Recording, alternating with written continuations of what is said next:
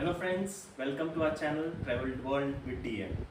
इस चैनल में मैं और मेरी वाइफ आपको बताते हैं डिफरेंट ट्रिप्स के बारे में जो हमने ली है ओवर द इयर्स, और उसमें हमारा एक्सपीरियंस कैसा रहा है, हमने होटल बुकिंग कैसे करी है, हमने फ़्लाइट बुकिंग आइटनरी अपनी कैसे बनाई है। हमने बहुत सारे मतलब ऑनलाइन पोर्टल्स पे वीडियोस यूट्यूब पे देख के हम अपनी आइटनरी बनाते हैं।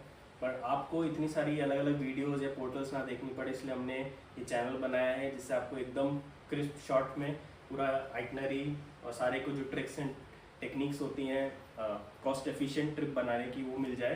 तो हमने ये चैनल बनाया है उसके। और ये जो वीडियो है ये हमने यूरोप के लिए बनाया है, यूरोप ट्रिप के बारे में बनाया है। इसमें बहुत सारे अलग अलग वीडियो है, एक वीडियो सीरीज़ है ये, क्योंकि एक वीडियो में सब कुछ डालना पॉसिबल नहीं होता। तो हमने एक सीरीज़ बनाई है जिसमें सबसे पहला वीडियो है जिसके अंदर हम आपको वीज़ा और फ्लाइट बुकिंग के बारे में बताएंगे, जो कि एक बहुत इंपॉर्टेंट पार्ट होता है ट्रिप का, फॉरेन ट्रिप का स्पेशली, क्योंकि वीज़ा अप्रूवल या नहीं और मिलना बहुत दिक्कत कर देता है। इसीलिए इस वीडियो के अंदर हम आपको वीज़ा और फ्लाइट के बारे में बताएंगे। सो यूरोप एक ड्रीम डेस्टिनेशन होता है सब लोगों के लिए, खासकर इंडियंस के लिए, क्योंकि और यूरोप में पर्टिकुलरली स्विट्ज़रलैंड जैसी जगह तो DDLJ के टाइम से फेमस है, तो हम लोग सब जाना चाहते हैं वहाँ पे। लेकिन जैसे मैंने पहले कहा कि यूरोप ट्रिप लोगों को बहुत लगता है कॉस्टली ट्रिप होती है और बहुत कुछ तामझाम है वहाँ पे जाने के लिए, वीज़ा अप्रूवल से लेके स्टे से हर चीज़ के लिए बहुत दिक्कत होती है। बट मैं आपको पूरा इस जो हमारी सीरीज़ आप देखिएगा उसमें बहुत डिटेल में बताऊँगा, बहुत सिंपल तरीके से, और कितना ईजी है, मतलब इतना कोई डिफ़िकल्ट नहीं है, कहीं भी आपको जाना है उसके इक्वलेंट ही है। एंड कॉस्ट की जो बात आती है ये बहुत कॉस्टली है, थोड़ा सा कॉस्टली होता है, बट जब आप फॉरेन ट्रिप करते हैं तो कॉस्ट एक लेकर चलते हैं ठीक ठाक, बट ऐसा भी नहीं कि बहुत कॉस्टली होता है। तो हम आपको कॉस्ट का भी ब्रेकअप बताएंगे, आप एक efficient trip, cost efficient trip कैसे कर सकते हैं। तो सबसे पहले मैं आपको वीज़ा के बारे में बताता हूँ। तो यूरोप जाने के लिए शेंगन वीज़ा लगता है, जिसके अंदर 26 कंट्रीज़ आती हैं यूरोप की। तो 26 कंट्री में मेजर कंट्रीज़ आपकी है France, Switzerland, Germany, Netherlands, Denmark, चेक रिपब्लिक, ऑस्ट्रिया, ये सब जो आपकी कंट्रीज़ हैं सारी मेजर है। टोटल 26 होती हैं कंट्रीज़। तो इन सब के लिए आपको शेंगन वीज़ा लगता है। शेंगन वीज़ा की प्राइसेस अभी ही कुछ टाइम पहले रिवाइज हुई है, पहले 80 यूरो के अराउंड होती थी, अब 90 यूरो हो गई है for age 12 and above. And जो 6 to 12 होते हैं उनके लिए 50% रहता है कॉस्ट, तो 45 यूरो लगेगा। तो मोटा मोटा आपको मैं बताऊँ तो 8,000 के आसपास लगता है एडल्ट का, और 4,500 4,000 के बीच में आपका पड़ता है 6 to 12 ईयर्स एज का बच्चों का। और 6 से छोटे बच्चे हैं उनके लिए फ्री रहता है वीज़ा। ये एक कॉस्ट होती है। इसके साथ में एक दूसरी कॉस्ट VFS ग्लोबल जो इसका वीज़ा प्रोवाइड करते हैं, सारा प्रोसेस करते हैं, उनके एक फ़ीस होती है 1850 की, वो एक फ़ीस आपको और देनी होती है। तो राइट, सो वीज़ा अप्लाई किस कंट्री के थ्रू करें, ये एक बहुत इंपॉर्टेंट होता है स्टेप, क्योंकि 26 कंट्रीज़ हैं। सो इसका रूल ये होता है कि जहाँ पे आप लैंड करने वाले हैं यूरोप के अंदर, या फिर जहाँ पे आपका स्टे सबसे ज़्यादा दिन का होने वाला है, उन दोनों कंट्रीज़ में से आपको किसी एक कंट्री के थ्रू अप्लाई करने वाला है। जैसे हम लोग जब गए थे यूरोप, तो हम लोग लैंड पेरिस में कर रहे थे, यानी फ्रांस में, लेकिन हमारे सबसे ज़्यादा ड्यूरेशन जो था वो स्विट्ज़रलैंड के अंदर था। तो हमने स्विट्ज़रलैंड के थ्रू किया था, मतलब उसके एम्बेसी के थ्रू आपका वीज़ा रूट होता है। तो ये आपको चेक करना है। एंड मतलब इसका एक छोटी सी ट्रिक होती है कि वीज़ा अप्रूवल परसेंटेज आप चेक कर सकते हैं, किस यूरोपियन कंट्री की ज़्यादा है तो आप उसके थ्रू भी रूट करा सकते हैं, प्रोवाइडेड आपकी आइटनरी उसमें उस कंट्री के थ्रू हो। राइट, सो वीज़ा अप्लाई करने के लिए जैसे मैंने आपको बताया कि 1850 फ़ीस लगती है। तो आपको मान लीजिए स्विट्ज़रलैंड के थ्रू वीज़ा अप्लाई कर रहे हैं आप, तो आप गूगल पे जाइए, सिंपल लिखिए Switzerland visa for Switzerland through India. उसमें आपका सबसे पहले ही खुलता है VFS ग्लोबल का लिंक आएगा स्विट्ज़रलैंड के लिए, आप उस पर जाइए। उसके ऊपर जाने के बाद आपको एक एप्लीकेशन फॉर्म आएगा, वो मैंने इसकी डिस्क्रिप्शन पे भी लगाया एक सैम्पल फॉर्म, आप उसको फिल करिए। एंड उसके साथ एक कवर लेटर बनता है, कवर लेटर का भी मैंने एक सैम्पल इस वीडियो के डिस्क्रिप्शन में डाला, आप चेक कर सकते हैं। तो वो दो आपको चीज़ें चाहिए। इसके अलावा आप क्या क्या चाहिए मैं आपको बताता हूँ।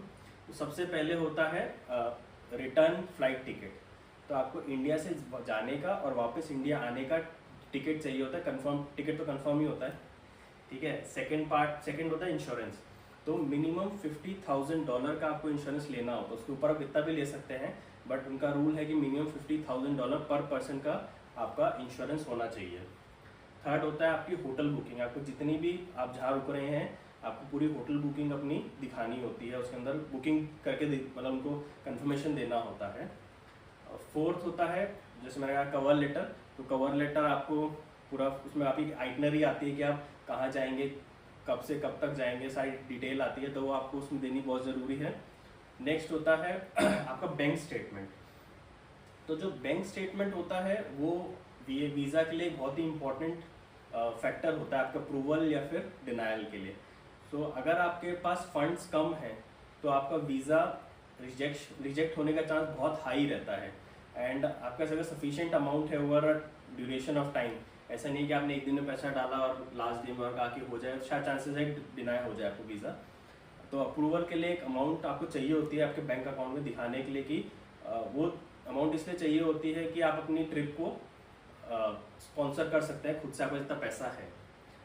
इसका एक सिंपल सा रूल है, मतलब ऑफिशियल रूल नहीं है ये, मतलब मुझे जो समझ आया मैं उससे आपसे रूल बता रहा हूँ कि आप पर पर्सन अपने अकाउंट में एक दिन का 10,000 रुपये रखें। तो मान लीजिए आप 8 दिन के लिए जा रहे हैं 2 लोग, तो आपको अपने अकाउंट में 1,60,000 रुपये रखने चाहिए, सेफ साइड, ज़्यादा हो जितना उतना अच्छा है, बट मिनिमम 1,60,000 आप रखिए तो चांसेस अच्छे हैं कि आपका वीज़ा अप्रूव हो जाएगा।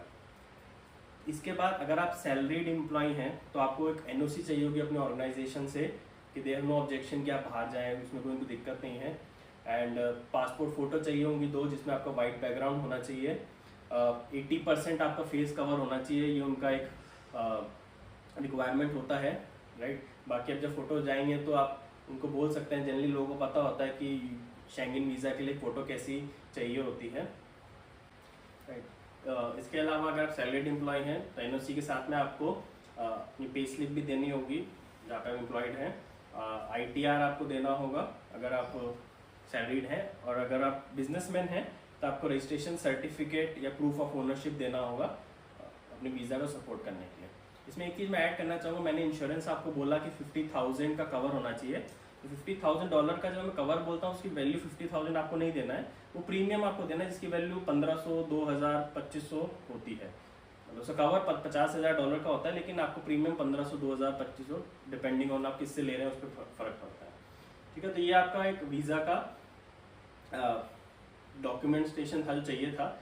आपको एक VFS ग्लोबल पे जाएंगे, आप अप्लाई करेंगे, उसमें आपको फीस देनी होती है, जैसे मिलता है 1,850, और आपको एक अपॉइंटमेंट लेनी होती है जिसमें जाके आप सारे डॉक्यूमेंट सबमिट कराएंगे एंड आपको बायोमेट्रिक कराना है। सीजन के अंदर हो सकता है आपको अपॉइंटमेंट 15 दिन, 20 दिन, कभी 1 महीने बाद की मिलती है। ऑफ सीजन में आपको थोड़ा जल्दी मिल जाती है।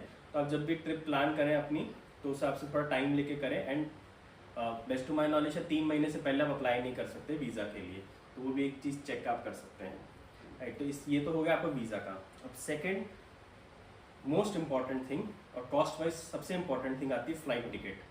कि फ़्लाइट हम जनरली जब देखते हैं तो यूरोप की फ़्लाइट बहुत महंगी मिलती है, लेकिन आप बहुत सिंपल है इसके लिए प्रोसीजर।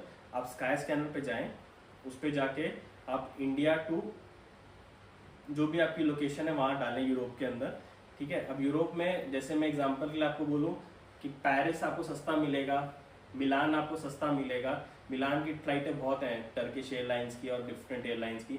अभी जैसे मैं वीडियो बना रहा हूँ इस समय एयर इंडिया बहुत सारे ऑफर दे रहा है आपको। ऐसे टाइम टू टाइम कोई ना कोई अलग अलग एयरलाइंस आपको कोई ना कोई ऑफर देता रहता है, आपको सब वो स्काई स्कैनर पे मिल जाएगा, सबसे सस्ती टिकट आपको दिखाएगा। तो आप इंडिया सिलेक्ट करें, अपनी लोकेशन सिलेक्ट करें या फिर एवरीवेयर कर दें उसके अंदर, और फ्लेक्सिबल डेट रखें, उसमें आप पूरा मंथ दें।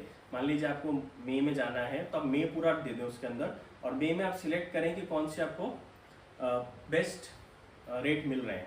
तो इस समय मैं चेक कर रहा था सितंबर की या अक्टूबर की, तो इटली की टिकट मुझे रिटर्न आना जाना, मतलब इंडिया से जाना और वापस आना सिर्फ 32,000 में मिल रहा है वाया सऊदीया एयरलाइंस, ठीक है। क्योंकि सऊदी एयरलाइंस एक्सपैंड कर रहा है तो वो बहुत अच्छा ऑफर दे रहा है आपको इंडिया से। वो कनेक्टिंग फ्लाइट है, लेकिन आपको इंडिया से रियाद या जिदा जाना है, फिर वहाँ से आपको क्या नाम, इटली मिलान की फ्लाइट है वो, तो आपको मिलान जाना है, रिटर्न आना है, तो ठीक है थोड़ा कनेक्टिंग है, थोड़ा सा आपका आवर्स बढ़ते हैं, बट कॉस्ट आपकी बहुत कम हो जाती है। अगर आपको 32,000 में टिकट मिल जाती है तो आप फैमिली जा रहे हैं तो आपका 60-70,000 में 2 लोगों का आराम से हो जाता है।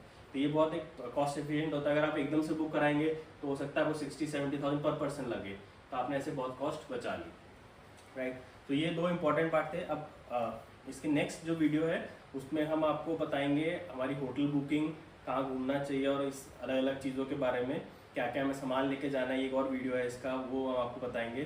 तो वो आप नेक्स्ट वीडियो में देखें। अगर आपको हमारा वीडियो अच्छा लगा हो तो आप इसको लाइक करें, सब्सक्राइब करें और अपना अच्छा कमेंट दीजिए। अगर आपको रिक्वायरमेंट, आपको कुछ समझ नहीं आया तो आप ज़रूर कमेंट करें, हम उसका रिप्लाई करेंगे। Thank you very much.